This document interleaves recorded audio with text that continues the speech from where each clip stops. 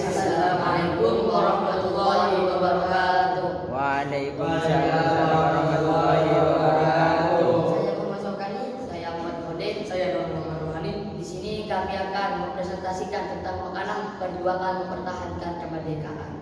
Guru pembimbing yaitu Haji Sadi SE yang disusun oleh saya sendiri, Rohani dan Saukani Hadiri. Kelas 9A SMP Nasabatullah, tahun pelajaran 2021-2022. Kata pengantarnya yaitu puji syukur kehadirat Tuhan yang Maha Esa, yang Maha Kuasa atas segala limpahan rahmat, wilayah, taufik dan hidayahnya, sehingga kami dapat menyelesaikan penyusunan makalah ini dalam bentuk maupun isinya yang sangat sederhana.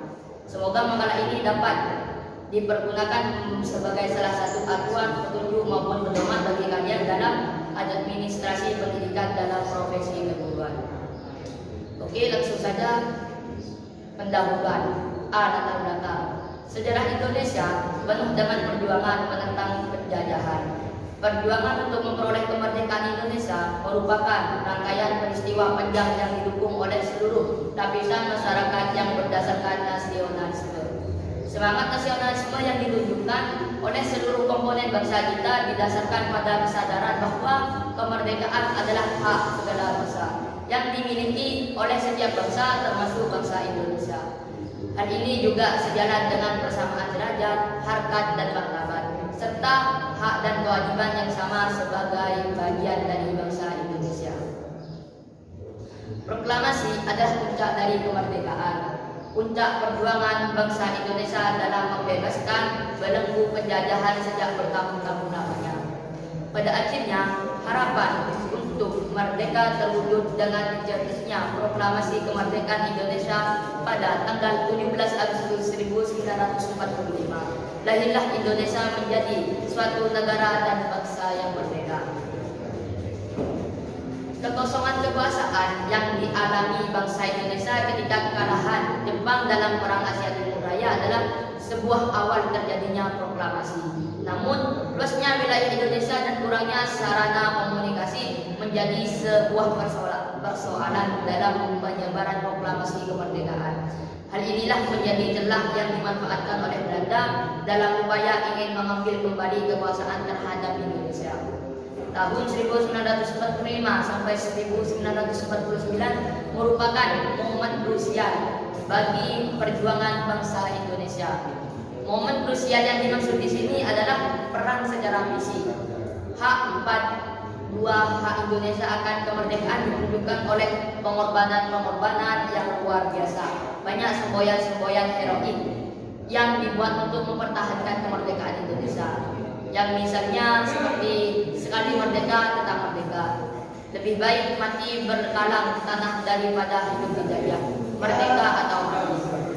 Imperialisme butuh hell.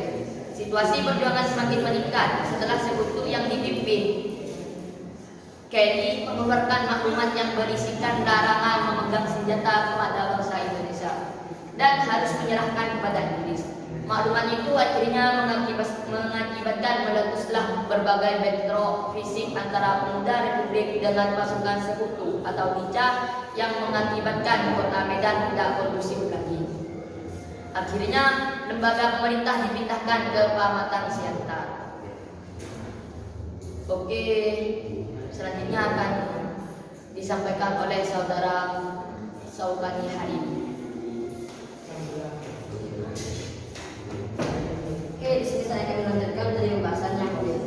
Selain itu, setelah Indonesia berhasil memproklamasikan kemerdekaannya, Belanda ingin kembali menguasai Indonesia dengan dukungan oleh pihak Inggris. Belanda melakukan penjarahan terhadap negara Indonesia sehingga muncul agresi militer yang pertama dilatar belakangi oleh Belanda yang tidak menerima hasil perundingan Gaddafi yang telah disepakati bersama pada tanggal 25 Maret 1947. Oleh karena itu, pada tanggal 27 Juli 1947, Belanda melakukan agresi militer pertamanya dengan menggempur Indonesia. Adapun tujuan dari agresi militer ini meliputi bidang politik bertujuan untuk mengepung wilayah ibu kota Indonesia dan menghilangkan de facto Republik Indonesia. Dengan menghapus kedaulatan Indonesia, dari bidang ekonomi bertujuan ingin menguasai sebagian wilayah Jawa dan Sumatera yang merupakan penghasil pangan, pertambangan, dan perkebunan. Selanjutnya, dari militer bertujuan menghapus dan menghancurkan TNI dari Indonesia. Agresi militer yang dilakukan oleh Belanda terhadap Indonesia memunculkan pengusuhan negara-negara Liga Arab terhadap Belanda. Dengan demikian, kedudukan Republik Indonesia di Timur Tengah secara politik meningkat. Dewan Keamanan PBB pun ikut campur dalam masalah ini dan membentuk Komisi 3 negara untuk menyelesaikan konflik ini melalui serangkaian perundingan seperti perundingan Renville dan perundingan Kadiurang. Akan tetapi perundingan tersebut tetap tidak diindahkan oleh Belanda. Kegagalan PBB dalam menyelesaikan konflik antara Belanda dan Indonesia melalui jalan perundingan menyebabkan Belanda tetap bersikeras untuk menguasai Republik Indonesia. Oleh karena itu, Belanda melancarkan agresi militernya yang kedua. Agresi militer Belanda yang kedua datang belakangi oleh ketidakpuasan terhadap mereka. Perjanjian Renville yang telah disepakati, mereka menolak adanya pembagian kekuasaan dan tetap ingin menguasai Republik Indonesia. Akan tetapi, pembentukan pemerintah federal itu tidak terwujud pada tanggal 23 Desember 1948. Pemerintah darurat RI mengirimkan perintah kepada Wakil RI PBB untuk menyampaikan bahwa pemerintah RI bersedia untuk penghentian peperangan dan mengadakan perundingan. Namun, Belanda tidak mengindahkan resolusi Dewan Keamanan PBB tanggal 28 Januari 1949 untuk menghentikan perang. Mereka pula meyakini bahwa Indonesia telah hilang, akan tetapi TNI dan rakyat melancarkan serangan umum 1 Maret 1949 untuk membuktikan bahwa Indonesia masih ada. Yang selanjutnya itu rumusan masalah. Yang pertama, mengapa Belanda melanggar perjanjian Linggarjati dan apakah perjanjian itu merugikan Indonesia? Yang kedua, apa saja peran internasional PBB dalam penyelesaian konflik Indonesia-Belanda? Yang ketiga, bagaimana peranan konferensi Asia dan siapa saja peserta konferensi Asia? Yang keempat, apa itu perjuangan fisik dan perjuangan diplomasi? Oke, yang bab 2 akan dijelaskan oleh Muhammad Rohani.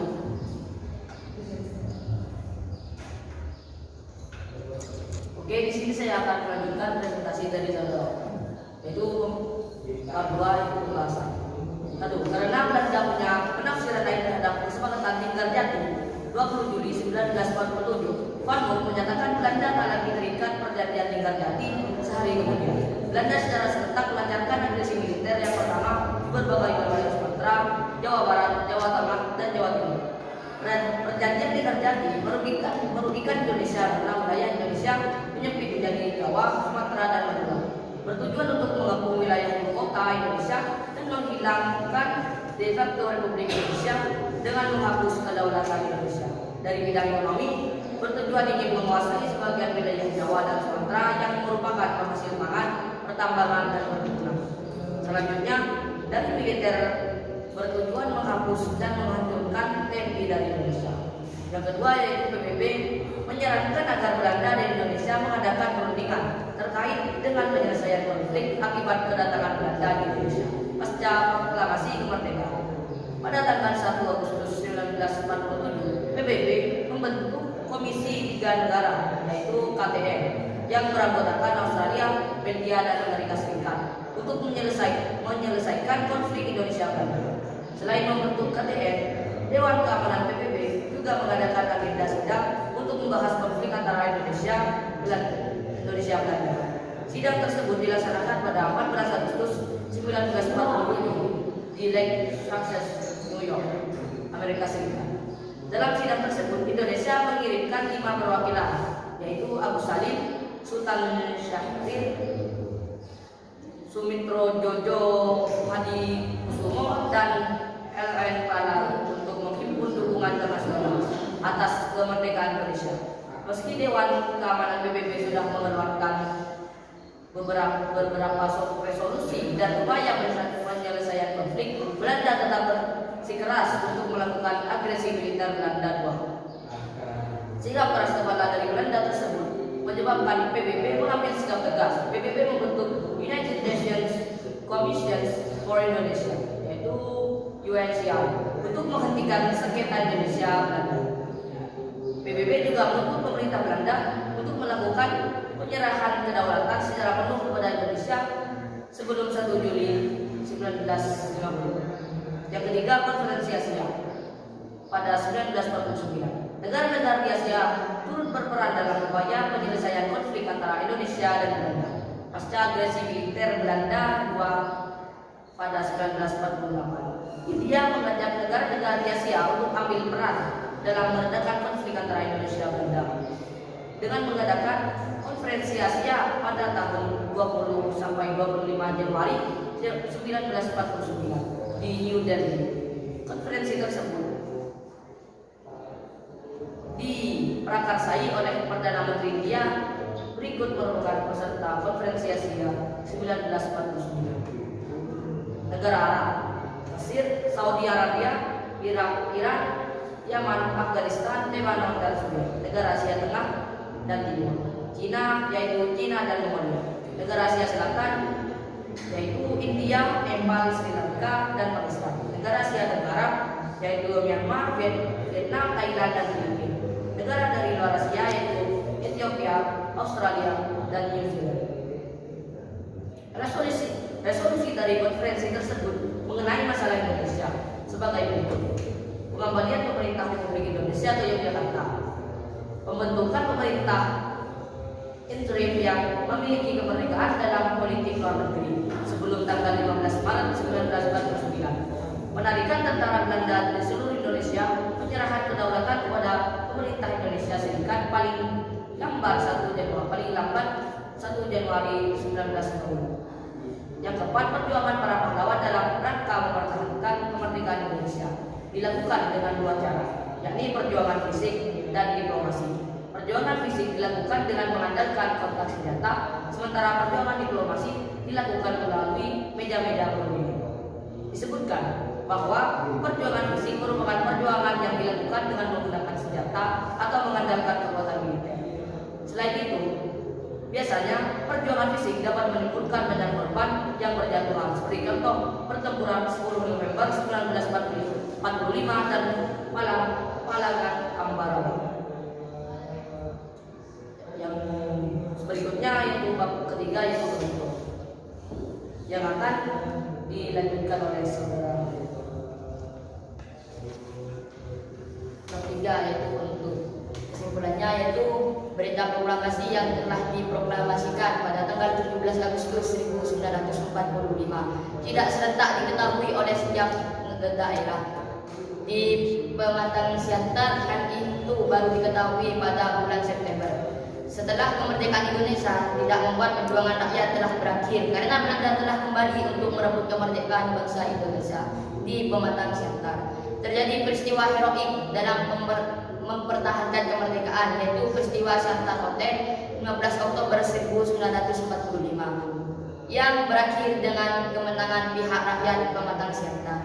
Akibat teror dan serangan yang dilakukan Belanda dan lincah di Medan dan setelah terjadinya revolusi sosial Maret, maka ibu kota Sumatera dipindahkan ke Pematang Siantar pada bulan April.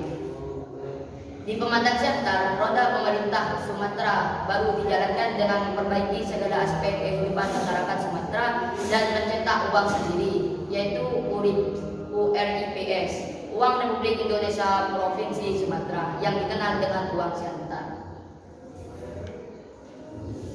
Sarannya yaitu kemerdekaan yang telah diraih bangsa Indonesia tidak dengan mudah diperoleh, namun butuh perjuangan dan pengorbanan yang besar dari para pejuang. Pematang Siantar memiliki peranan penting dalam mempertahankan kemerdekaan Indonesia. Diharapkan agar lebih memasyarakatkan peristiwa ini kepada masyarakat, karena umumnya agar lebih memasyarakatkan, senantiasa mengacu kepada beberapa peristiwa penting lainnya yang ada di Pulau Jawa. Ini dapat diperhatikan di beberapa literatur yang ada, biasanya mengambil referensi dari Pulau Jawa saja, sehingga perlu adanya pemikiran yang berwenang dalam hal pemerintah daerah untuk membahas permasalahan seperti ini. Itulah presentasi yang bisa kami sampaikan. Apabila ada salah, mohon maaf sebesar-besarnya. Assalamualaikum warahmatullahi wabarakatuh.